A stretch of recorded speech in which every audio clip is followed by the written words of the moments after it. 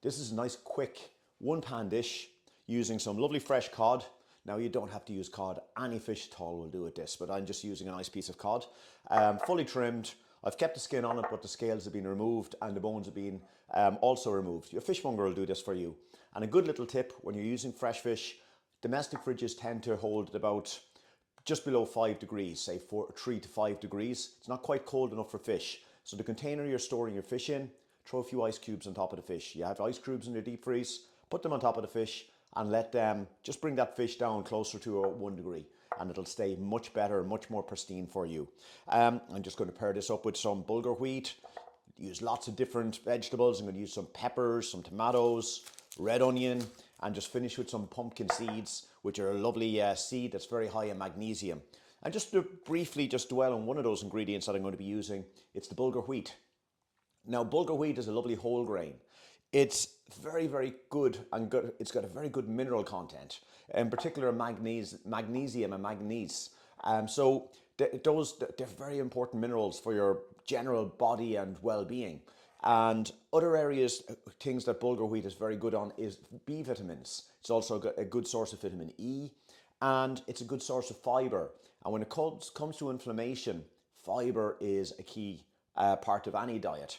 Now, the only thing is, it's got a relatively, it's about midway on the glycemic index, so it's kind of neutral from, it's not going to spike your sugar too high or too low, but that doesn't really matter, because when you incorporate a grain with lots of vegetables, which contain lots of fiber, they're going to slow down that digestive process anyway, because it's all about getting balance, and there's no such thing really as good or bad food.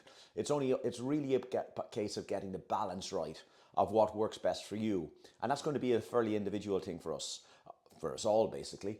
But going back, bulgur wheat, great, very versatile grain. It's something that you can have in your store cupboard. Very easy to cook and good one to bring into an anti-inflammatory diet.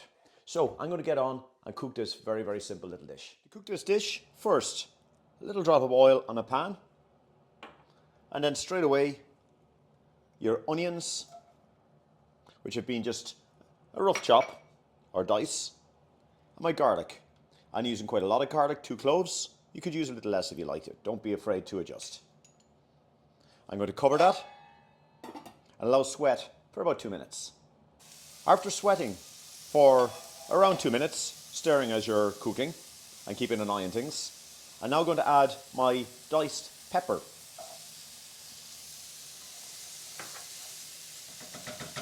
I'm also going to add my cherry tomatoes, which I've cut into quarters.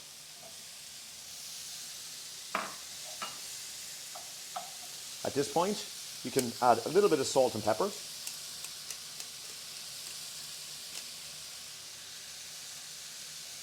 And as normal, I tend to like a potassium salt as opposed to a sodium salt.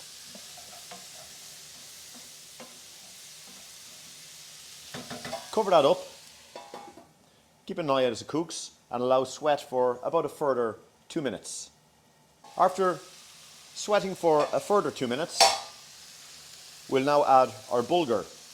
Now, to measure your bulgur, I'm going to use just about exactly 1/2 a cup of bulgur wheat. I'm going to stir that around. And then I'm going to use about 3/4 of a cup of water. First, I'm going to just mix my bulgur wheat with my vegetables. So my ratio is 1.5 times water to 1 time bulgur wheat.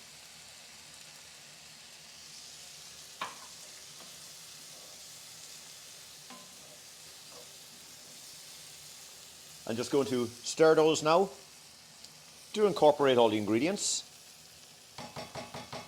And now I'm also going to add my cod, which has been nicely trimmed, and any fish again at this stage would do, and allow that to cook at the same time as the wheat. I'm going to cover my pan and allow it to cook at a low heat for about 3 minutes.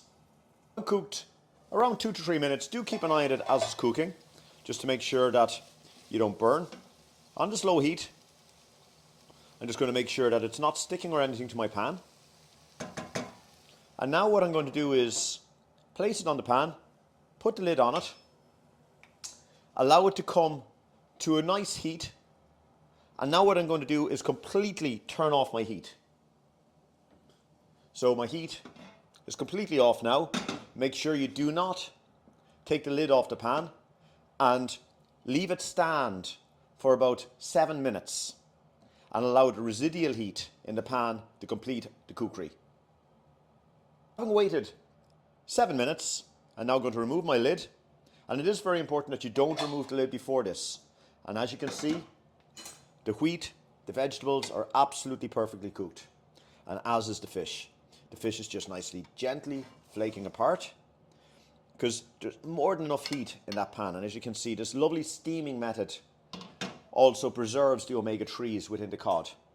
And then to finish, I'm just going to add my chopped parsley, kind of fluff it through the bulgur a little bit. I'm going to add my half a lemon juice squeeze.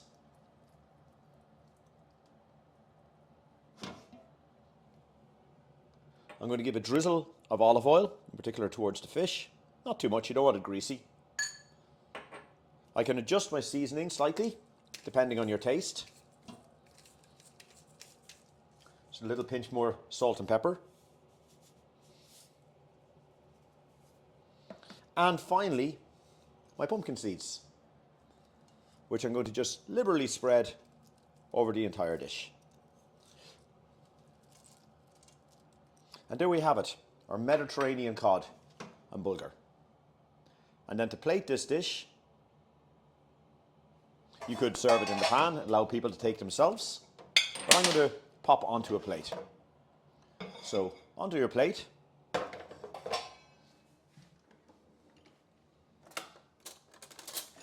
And all you need to do is just spoon on some of your bulgur, nice and neatly.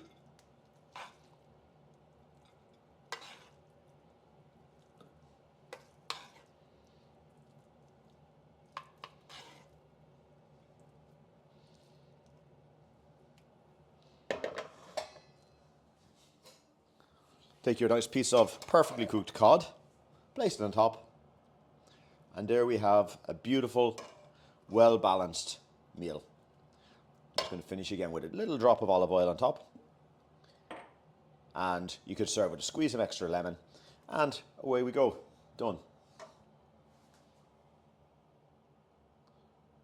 Our nice cod Mediterranean bulgur.